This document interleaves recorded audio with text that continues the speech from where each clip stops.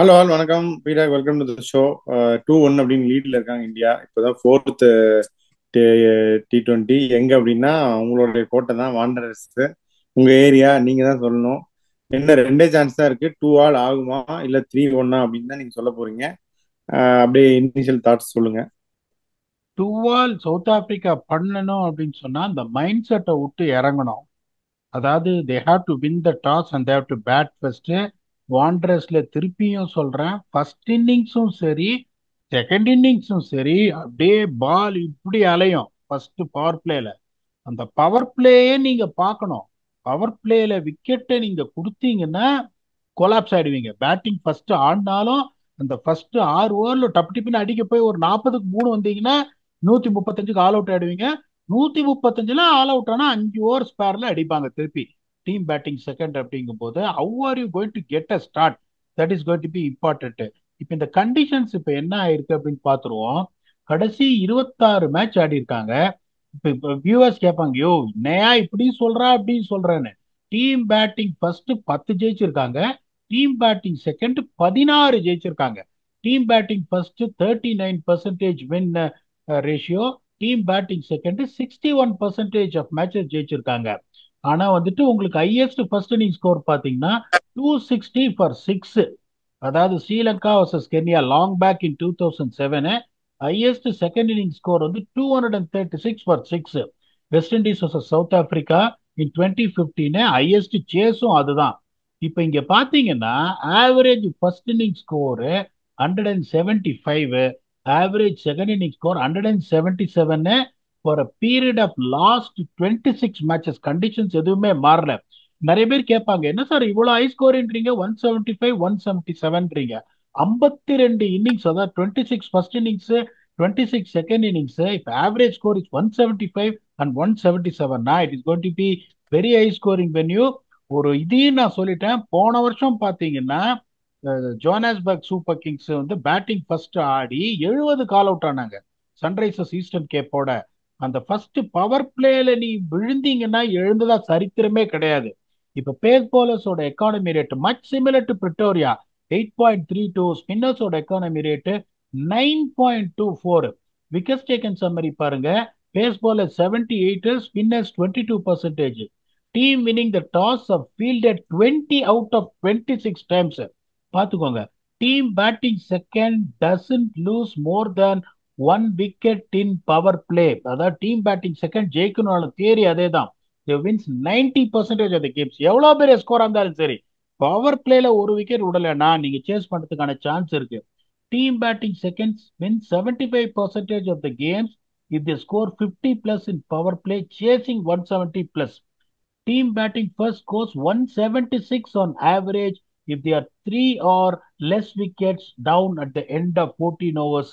அதே தியரி தான் பிரிட்டோரியா மாதிரி. கடைசியில விக்கெட் இருந்தா நிறுத்தவே முடியாதீங்க. அதே மாதிரி பாருங்க, team which lose fewer wickets than the other in power play have won 19 out of 26 matches. இந்த பவர் பிளே இம்பார்ட்டன்ஸ் பாருங்க.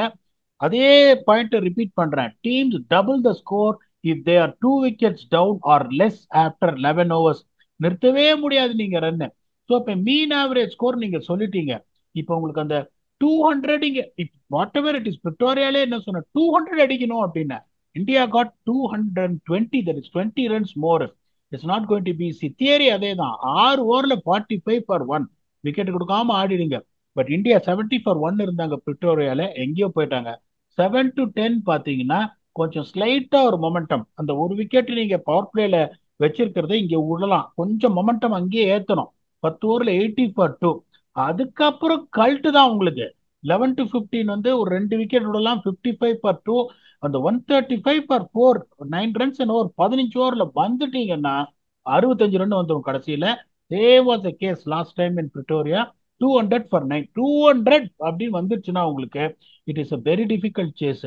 ஸோ இப்போ உங்களுக்கு பாருங்க, இப்போ இந்த மாதிரி ஒரு சுச்சுவேஷன் உங்களுக்கு இருக்கு அப்படிங்கும் போது இப்போ என்ன பண்ணுவாங்க? இப்போ இந்தியா வந்து எப்படி யோசிப்பாங்கன்னா, அவங்க வந்து they were very clear and they were very clear correct in Pretoria. இந்த ஸ்டாட்ஸ் எல்லாம் அவங்க பார்த்தும் அவங்க என்ன பண்ணாங்க, என்னோட ஸ்ட்ரென்த் இதுதான்ப்பா, நான் ஸ்பின்னை வச்சே உனக்கு போறேன், பேட்டிங் ஸ்ட்ரென்த்தை நான் வந்துட்டு இன்க்ரீஸ் பண்றேன் அப்படின்னு அவங்க பண்ணாங்க. Unfortunately still series is not yet டிசைடட்ன்றதுனால I don't see either Yash Dayal or Vyshak Vijaykumar or Jitesh Sharma getting an opportunity அப்படின்றதுனால இந்தியாவோட பிளேயிங்ல வந்து Abhishek Sharma, Sanju Samson, SKY, Tilak, Hardik Pandya, Rinku Singh, Ramandeep Singh, Axar Patel, Arshdeep Singh, Ravi Bishnoi and Varun CV. இப்ப சவுத் ஆப்பிரிக்கா வந்து எப்படி யோசிப்பாங்கன்னா, இப்ப வந்துட்டு Reeza Hendricks will open with Rickleton followed by Markram, Klaasen, Miller, stubs, Marco Jansen. அவங்க என்ன பண்ணுவாங்க, இந்த மிலாலி பொங்வானாவை கண்டிப்பா ஆடுவாங்க. One of Gerald Coetzee or Simelane will play and Baartman and Maharaj. இதுதான் வந்துட்டு அவங்களோட பிளேயிங் லெவனா இருக்கணும். இதுல வந்து எந்த சந்தேகமும் கிடையாது. They have to make sure they get Baartman in. இந்த தரையும் நீங்க வந்து பாட்மேனை எடுக்கலன்னா எந்த பிரயோஜனமும் இல்லை. அதே மாதிரி இந்த 6 ஓவர்ல நம்ம 45 for 1 சொன்னோம். இப்ப இதுல பாத்தீங்கன்னா அபிஷேக் சர்மா எக்ஸ்ப்ளோசிவ், சாம்சனும் அடிக்க போறாரு. I based on the situation Tilak or SKY will come. SKY ஃபார்ம்ல இல்லாத மாதிரி தெரியுது. Tilak is batting brilliantly. Wicket அவங்க மேல விடலாம ஒழிய 45 கீழே இந்தியா அடிக்கிறதுக்கான வாய்ப்பே கிடையாது. இங்க பாத்தீங்கன்னா ரீசா ஹென்ட்ரிக்ஸ் அவரும் அடிக்கிற மாதிரியே இருக்கும். 120 ஸ்ட்ரைக் ரேட் தான் ஆடுறாரு.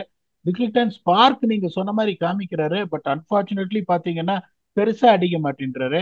மாக்ராம் அகைன் பாத்தீங்கன்னா போன மேட்ச் ஃபார்முக்கு வந்த மாதிரி தெரிஞ்சுது. இப்ப எல்லா சோசியல் மீடியாலயும் அதுதான் போட்டுட்டு இருக்காங்க. 22 23 average captain is under severe pressure அப்படின்றதுனால with also Abhishek Sharma getting a blistering 50. Samson okay, அதுக்கப்புறம் 2 quiet match, but century will be on his mind. And Suryakumar is big time due.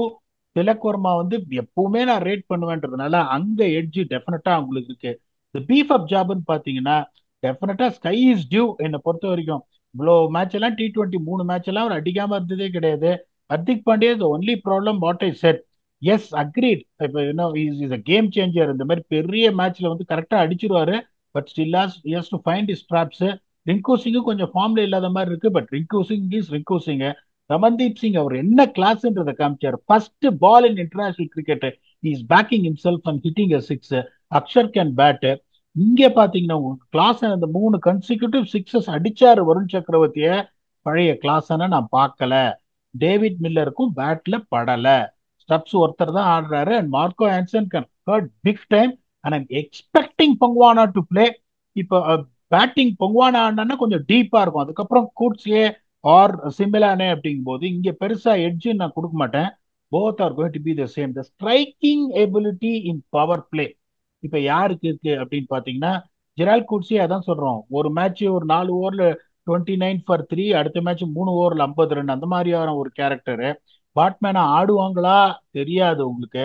Marco ஆன்சனும் பாத்தீங்கன்னா நிறைய ரன் கொடுக்குறாரு. இதுல ஸ்பின் இப்போ யூஸ் பண்ண முடியாது இங்க பவர் பிளேல.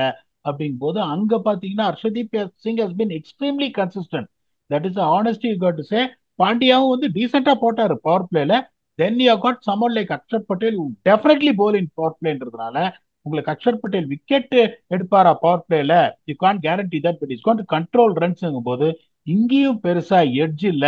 And with 219 on the board, 2-1 up in the series, not many questions to be answered by South Africa. When India throw the punches India will again go with a slender edge of 51-49. நீங்க இதை ஒத்துக்கிறீங்களா இல்லையா? அதுக்கு முன்னாடி இங்கேயும் toss ஜெயிக்கிறவங்க batting தான் என்ன பொறுத்த வரைக்கும் ஆடணும்னு சொல்லுவேன். Even though the first 6 overs is going to test you. நான் எட்ஜ் கொடுத்துருக்கேன் எல்லாத்தையும் அனலைஸ் பண்ணி. இல்ல பீடாக், இது எனக்கு தெரிஞ்சு 2-2 தான் ஆகும்ன்றீங்களா இல்ல 3-1ன்றீங்களா?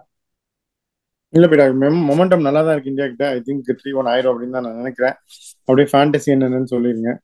அதுக்கு முன்னாடி I will take you back ஒரு வருஷம் பின்னாடி. இந்த படத்துல சொல்லுவாங்க பீசால் பாத்ன்ற மாதிரி. ஒரு வருஷம் முன்னாடி south Africa won the toss and the captain stood there and said, yeah, it's a chasing ground, so and we know that it's very difficult to defend in this ground, the ball will definitely skid well in the lights அப்படின்னு சொல்லிட்டு bowling போட்டாங்க. 201 run India அடிச்சாங்க. Reply பாத்தீங்கன்னா South Africa இதே கிரவுண்ட்ல 95 all out. Kuldeep 5 wicket, Ravindra Jadeja 2 wicket. Spinners கிரேவியார்டுன்னு சொல்ற பிச்சில் 7 விக்கெட் எடுத்து 95 ஆல் அவுட். போன அந்த கட் அண்ட் ரைஸரை சொல்றேன், அப்படியே அவங்க போலிங் தான் போடுவாங்க. இப்ப இந்த ஃபேண்டசின்னு கேட்டுட்டீங்க. இப்ப ஃபேண்டசி நான் எப்படி போவேன் அப்படின்னா, ஐ வுட் டெஃபினெட்லி திலக்கர்மான விடவே மாட்டேன், எடுத்துனே தான் இருக்கேன். ஸ்டப்ஸி நான் எடுப்பேன். மார்க்கோ ஆன்சனி நான் விடவே மாட்டேன், எடுத்துனே தான் இருக்கேன். ஹர்ஷதீப் சிங்கையும் எடுத்துனே தான் இருக்கேன். திருப்பியும் ஐ சம்ஹவ் ஃபீல் போன அவர் இதுல பாத்தீங்கன்னா ஸ்கை வந்துட்டு பெரிய கான்ட்ரிபியூஷன் பண்ணாரு இந்த இதுல. இந்த சவுத் ஆப்பிரிக்கா இந்தியா மேட்ச் பாத்தீங்கன்னா ஒரு 100, ஒரு பிளிஸ்டரிங் 100 அடிச்சாரு இன் நோ டைம். அதனால I still feel that I am going to get SKY also. So என்னோட 5 picks SKY, Tilak Varma, Stubbs, Marco Jansen and Arshdeep Singh. போன தடவை நீங்க அபிஷேக் சர்மா படும் நீங்க பட்டுச்சு, அவரை வச்சு ஆரம்பிச்சிருங்க. இந்த வாட்டி படுமான்னு தெரியலையே. வருண் சக்கரவர்த்தி சேஃப், ஹர்திக் பாண்டியா சேஃப். எப்படியா இருந்தாலும் ஒரு 15 ரன் ஒரு விக்கெட் வந்துருச்சு போன மேட்ச் அப்படிதான். ஸோ ஹர்திக் பாண்டியா, வருண் சக்கரவர்த்தி, ரயன் ரிக்கில்டன், மித்த மார்க் ஆன்சன் நீங்க எடுத்துட்டீங்க. பாட்மேன் ஆடினா பாட்மேன், இல்ல ஜெராட் குட்ஸே ஆடினா ஜெராட் குட்ஸே, ரெண்டு பேர்ல ஒண்ணு. அஞ்சாவது பீராக் சொன்ன மாதிரி அபிஷேக் சர்மாவோ சஞ்சு சாம்சனோ. ரெண்டு டக்கு வந்துருச்சு, திருப்பி சாம்சங் அடிக்கிறதுக்கு வாய்ப்பு இருக்கு. ரெண்டு ஓப்பனர்ல யாரோ ஒருத்தர் கண்டிப்பா அடிப்பாங்க. ஸோ இதான் என்னுடைய பிக்ஸ் ஃபேண்டஸ்டிக்கு. உங்க ஃபைனல் தாட்ஸ் என்ன பீராக்? இன்னொன்னு சொல்றேன், ஒரு பக்கம் வந்து ரொம்ப சின்னதா இருக்கும், ஒரு பக்கம் ரொம்ப சின்னதா இருக்கும், ஒரு பக்கம் ஓரளவுக்கு பெருசா இருக்கும். விண்டு டைரக்ஷனை பார்த்து நீங்க வந்து ஸ்பின்னர்ஸை யூஸ் பண்ணணும். இந்தியன் ஸ்பின்னர்ஸ் வந்து நீங்க எந்த விண்டு டைரக்ஷன் எதா இருந்தாலும் அவங்களால போட முடியும். ஏன்னா வருண் சக்கரவர்த்தி வந்து மிஸ்ட்ரி போலரு, பிஷ்னாய் வந்து பியூட்டிஃபுல்லா கூகுளிஸை மிக்ஸ் பண்றாரு. யார்கர்லாம் வேற போட்டார் போன match. Axar Patel is someone is going to come wide at the crease, வெஜி சொரு சொருன்னு சொல்லிடுவாரு. மகாராஜ் கொஞ்சம் ஏர் கொடுக்குற ஆளு. மார்க்ராமும் பாத்தீங்கன்னா ஒரு கன்வென்ஷனலா மேல தூக்கி போடுறவங்க போது விண்டை பார்த்து அந்த டைரக்ஷன் பார்த்து எந்த கிரவுண்டு கரெக்டா இருக்கு, எப்படி எந்த போலர்ஸை இங்க யூஸ் பண்றோன்றது ரொம்ப ரொம்ப இம்பார்ட்டன்ட் வாட்டர்ஸ்ல. பொட்டி கடை சின்னதா இருக்கும் ஒரு ரெண்டு. அதனால வந்துட்டு இப்பதான் வந்துட்டு நாங்க அந்த டொமஸ்டிக் காம்படிஷன் ஆடினோம். That was the major thing, how to use the bowlers in which end, spin எங்க யூஸ் பண்ணணும், ஃபாஸ்ட் போலர்ஸ் எங்க யூஸ் பண்ணணும் அப்படின்னு. So that is going to be another key component தேர்.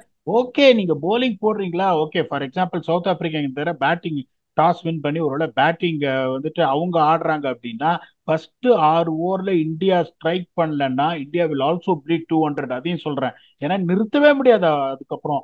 அந்த 6 ஓவர்ல, அந்த 6 ஓவர் பேஸ் ரெண்டு இன்னிங்ஸ்ல யார் ஜெயிக்கிறாங்களோ அவங்க ஆல்மோஸ்ட் 90% அந்த மேட்ச் வின் பண்ண மாதிரி. So that is going to be the contest that is going to be in. Yes South Africa can win the series. அவங்க T20 சீரீஸ் நிறைய தோத்துட்டே இருக்காங்க. After the World Cup they're not been having. ஆப்கானிஸ்தானோட போயிட்டு one day எல்லாம் தோத்தாங்க. அப்படிங்கும் போது they have to make sure that they get back at least to you know drawing the harness. அதை அட்லீஸ்ட் பண்ணுவாங்களான்னு பார்ப்போம். But it is going to be a massive boost for India. என்னை பொறுத்த வரைக்கும் I would still say that India is also not at full strength. இப்போ south Africa உங்களுக்கு என்னங்க, Andrique Narke வந்துட்டு பெருசா ஃபார்ம் இருக்கிற மாதிரி எனக்கு தெரியல. Rabada is the only factor that is missing and Quinton de Kock I don't know whether he is going to return back to international cricket. அப்படிங்கும் போது என்னை பொறுத்த வரைக்கும் south Africa is playing the full strength side. I don't see that they are resting anyone. அப்படிங்கும் போது there should be any excuses. Hopefully at least they can come back and draw the series. But to be honest, last episode சொன்ன மாதிரி India played better cricket. India has been strategically correct. So India deserve to win the series. பாப்போம் என்ன நடக்குதுன்னு. நாளைக்கு முத்துப்பாண்டியோட கோட்டையில தான் match. Match முடிஞ்ச உடனே திரும்பி வருவோம், வந்து ரிவ்யூ பண்ணுவோம் whether it is going to be 2-2 இல்ல 3-1 in favor of Indiaன்னு. Until we come back and entertain you for yet another episode with your very own Octopus. Thanks a lot and bye bye.